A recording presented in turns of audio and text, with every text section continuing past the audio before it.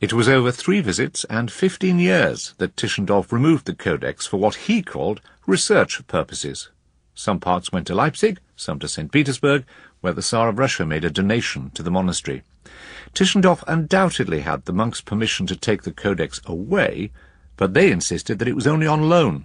At the time, he seemed to acknowledge that fact. That the Holy Confraternity of Mount Sinai has delivered to me as a loan an ancient manuscript of both Testaments, being the property of the aforesaid monastery. This manuscript I promise to return undamaged, and in a good state of preservation, to the Holy Confraternity of Sinai at its earliest request.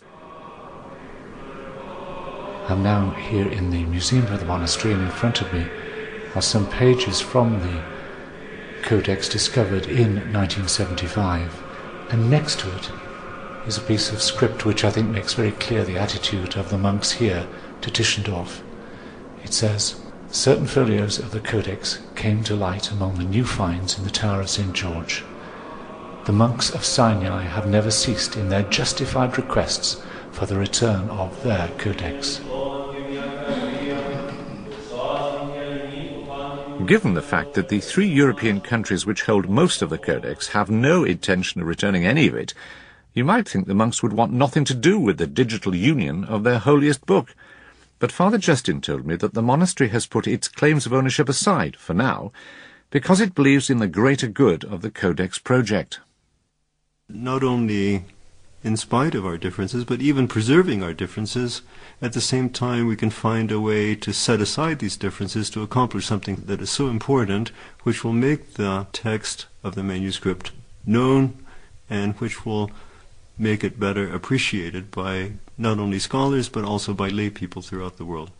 But is it still the view of the monastery that in the end the Codex should be returned here to where it was for 1500 years? Well, we realize that it is one of the great treasures of the British Library, and there's much resistance to these feelings, but at the same time we never lose hope. You still think it belongs to Sinai?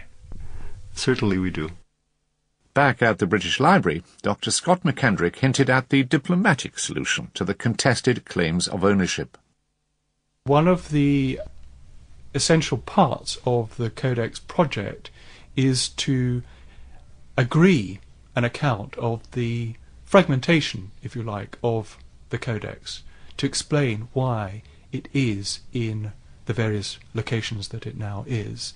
And how did we turn out to be so lucky? Because it was a German who discovered it, he took the original part of the Codex to a Russian emperor, and yet here we are, we've got most of it. How did that happen?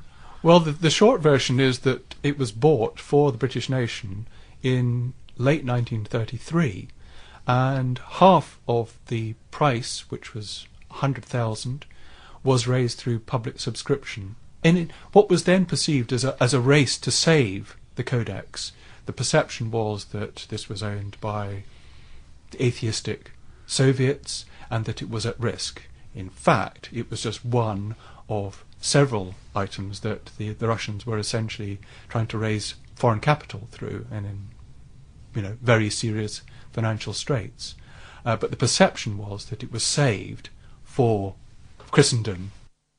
Casually wrapped in paper, the manuscript of the earliest known copy of the Bible, the Codex Sinaiticus, leaves the Russian trade delegation offices on its way to the British Museum.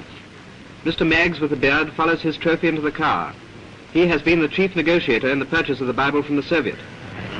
It is most appropriate at this festive season of the year that the most important manuscript of the most important book in the world, the Bible, should find a permanent home in the British Museum. So, ironically, the largest section of the oldest Bible in the world came to this country because the atheist Joseph Stalin needed the cash.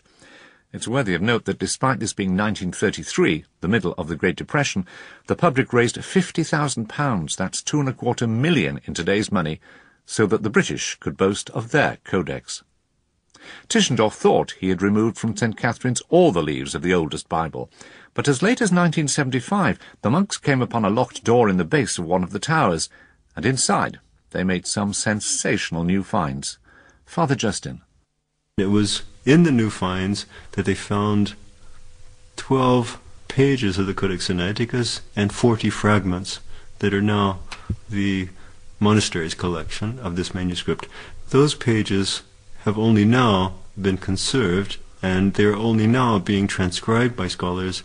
These texts have never been published and will be published for the first time as a part of this collaboration. The pages and fragments that are here are from the first 7 books of the Old Testament and from the last book of this manuscript, which was the Shepherd of Hermas. So those are the texts that are here. So in a way you have the alpha and omega of the Codex. Yes. Until I started work on this programme, I'd never heard of the Shepherd of Hermas, or of another book in the Codex version of the New Testament, the anti-Semitic Epistle of Barnabas. More of these later.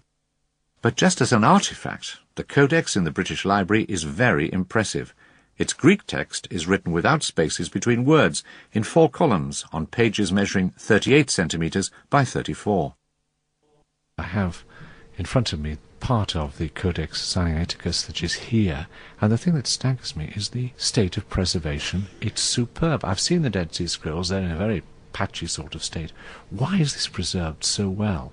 The Codex is typical of a bound volume of whatever age. As long as a volume maintains its covers or maintains a sort of unity as a block of text, it will survive very well. It's unlike a painting or unlike a roll. It's much less vulnerable.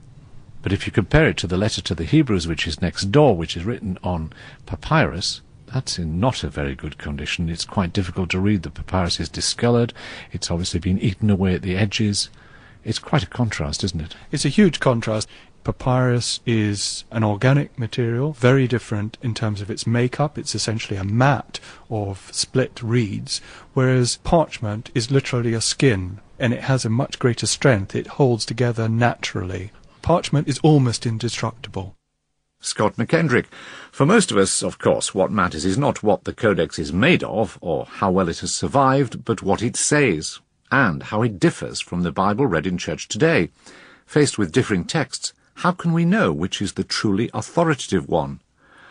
We can't, and for Professor David Parker, a biblical scholar, editing the new transcription of the Codex, the fact that we want to know reveals a basic misunderstanding.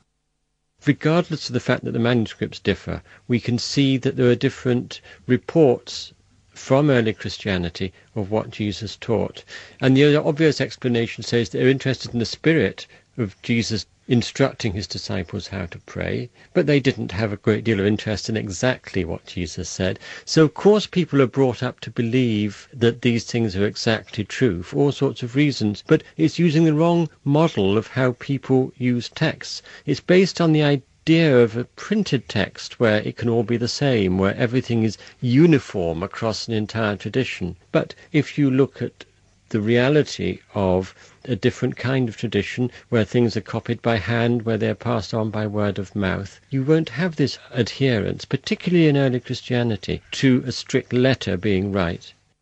New Testament scholar Bart Ehrman was a born-again, Bible-believing evangelical, until, that is, he discovered the original Greek texts and had to face up to the serious discrepancies within them.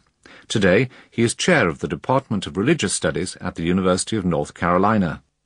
What we have is not an original New Testament. We don't have an original manuscript. What we have are manuscripts from hundreds of years later, in many cases many hundreds of years later, so that a discovery such as Codex Sinaiticus is highly significant because it's only 300 years away from the originals, and it appears to be a very accurate copy as opposed to most of the later copies in which you have far more mistakes made. And what you see in the Bible is something which is full of human error, inevitably.